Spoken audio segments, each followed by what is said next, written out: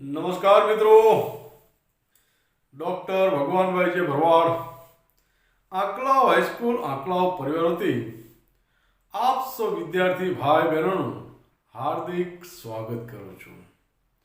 ધોરણ 11 ગુજરાતી વ્યાકરણ વિભાગની અંદર આજનો આપણો નવો ટોપિક આજે આપણે ભણવાનો છે. તો વિદ્યાર્થી ભાઈ બહેનો, આજનો આપણો નવો ટોપિક છે અર્થભેદ. કયો ટોપિક છે? અર્થભેદ. તો મિત્રો, આજનો આપણો ટોપિક ભણીએ એ પહેલા હું તમને થોડી સમજ આપું. ઘણી વખત આપણે ઘણા બધા મિત્રો સાથે જ્યારે બેઠા હોય ત્યારે આપણે જુદા જુદા વિષયોની ચર્ચા કરતા હોઈએ છીએ. ત્યારે એમાં જ્યારે આપણે ગુજરાતી વિષયની વાત આવે ત્યારે ઘણા બધા વિદ્યાર્થી ભાઈ બહેનો તેને નજર અંદાજ લેતા હોય છે.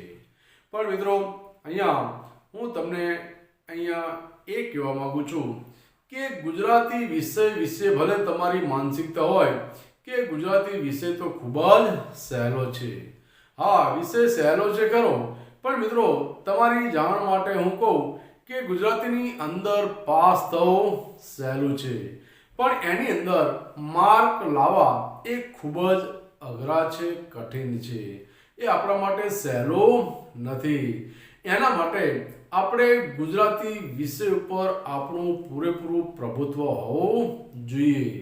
મિત્રો, બીજા વિષયો જે છે એની અંદર હું તમને વાત કરું કે ગણિત છે, એ સિવાય બીજા અન્ય જે વિષયો છે એમાં તમે 100 માંથી 100 માર્ક્સ લાવી શકો.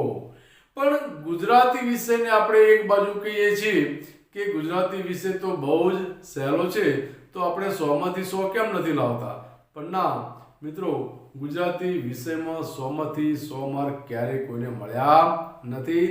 કારણ કે ગુજરાતીની અંદર જે જોડણીની ભૂલો હોય છે, અલ્પવિરામ, પૂર્ણવિરામ, પ્રશ્નાચિહ્ન, આવી બધી જે નાની મોટી ભૂલો હોય છે એના હિસાબે આપણા માર્ક કપાતા હોય છે.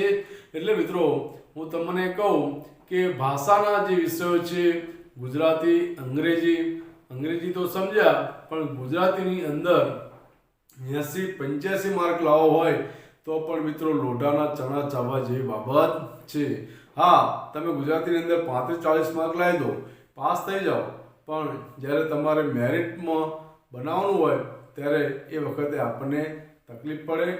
તો મિત્રો, ગુજરાતી ભાષાની અંદર માર્ક કેમ ઓછા મળે છે એની કોઈ પ્રથા નથી, પણ ત્યાં આપણો એક વાંક છે કે આપણે ગુજરાતી વિષય ઉપર પૂરેપૂરું ધ્યાન આપતા નથી. એટલા માટે આપણે અહીંયા હું તમને કહું છું કે આપણો જે આજનો ટોપિક જે છે અર્થભેદ, તો અર્થભેદની મિત્રો હું તમને વ્યાખ્યા આપું કે અર્થભેદની અંદર એક જ શબ્દ જે છે આપણે બોલીએ છીએ ખરા, પણ લખવાની બાબતની અંદર જ્યારે એને લખવા બેસીએ ત્યારે એના અર્થ આખા બદલાઈ જતા હોય છે. માટે ત્યાં આગળ મિત્રો અર્થભેદ આપણને જોવા મળે છે. ધારો કે હું તમને એક જ ઉદાહરણ આપું કે હરિ શબ્દ આપણે બોલીએ તો આપણે બોલવામાં તો હરિ જ બોલીએ છીએ, પણ જ્યારે બોર્ડ ઉપર આપણે લખવા બેસીએ તો જ્યારે હરિ શબ્દની અંદર જ્યારે રસ્વઈ અને દીર્ઘઈ નો જ્યારે તફાવત જોવા મળે, ભેદ જોવા મળે, ત્યારે એ શબ્દનો આખો અર્થ બદલાઈ જતો હોય છે. માટે મિત્રો, આપણે ધોરણ 11 ની અંદર આ અર્થભેદ 1 માર્કનો પૂછાય છે, જ્યારે ધોરણ 12 ની અંદર 2 માર્કનો આપણને અર્થભેદ પૂછાતો હોય છે. એટલે આપણે તો કદાચ ધોરણ 11-12 ના વિદ્યાર્થી મોટા છીએ, પણ જ્યારે આપણા નાના ભાઈ બહેનો હોય એમને આ ગુજરાતી વિષય ઉપર આપણે વધારે ધ્યાન અપાવવું પડે. કારણ કે તમારી જાણ માટે કહી દઉં કે અહીંયા આગળ આપણે કક્કો જે છે, બરાબર, નાના હોય ત્યારે આપણને કક્કો શીખવાડવામાં આવે, બારાક્ષરી શીખવાડવામાં આવે.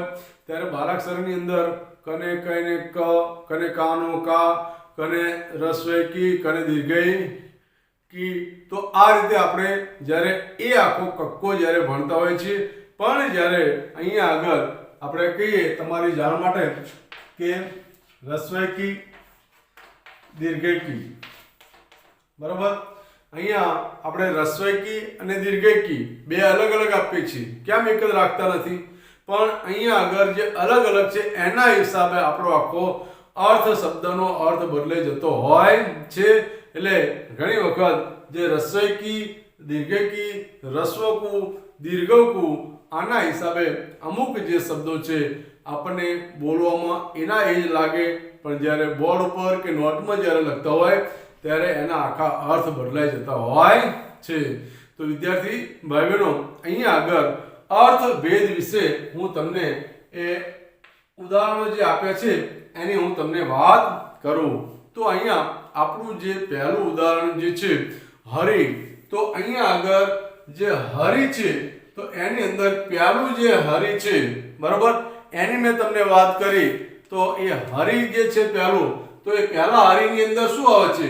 તો કે પહેલું જે હરિ લખ્યું છે એની અંદર આવે, એનો અર્થ આવે વિષ્ણુ અથવા ભગવાન શ્રી કૃષ્ણ. એ પણ આપણે કહી શકીએ.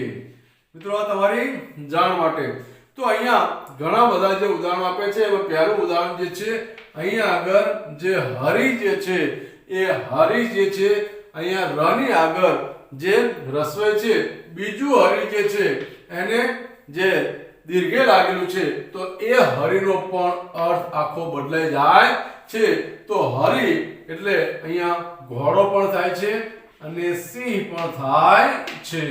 તો મિત્રો તમારી જાણ માટે જે ઉપરનું જે હરિ છે અને નીચેનું જે હરિ છે બોલીએ છીએ તો આપણે હરિ, પણ અહીંયા બંનેનો રસ્વઈ અને દીર્ઘઈ જ્યાં બદલાઈ જાય છે ત્યાં એનો અર્થ આખો બદલાઈ જાય છે.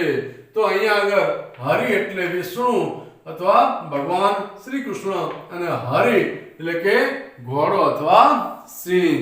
તો મિત્રો આ રીતે આપણા ઘણા બધા જે ઉદાહરણો છે એ ઉદાહરણો ઉપરથી આપણે જોતા રહેવાનું છે.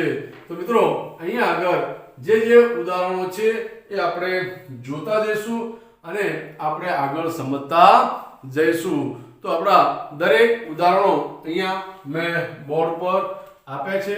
ખૂબ જ ધ્યાનથી તમે જોતા રહેજો તો તમને પૂરેપૂરી અર્થભેદની અંદર સમજ પડી જશે.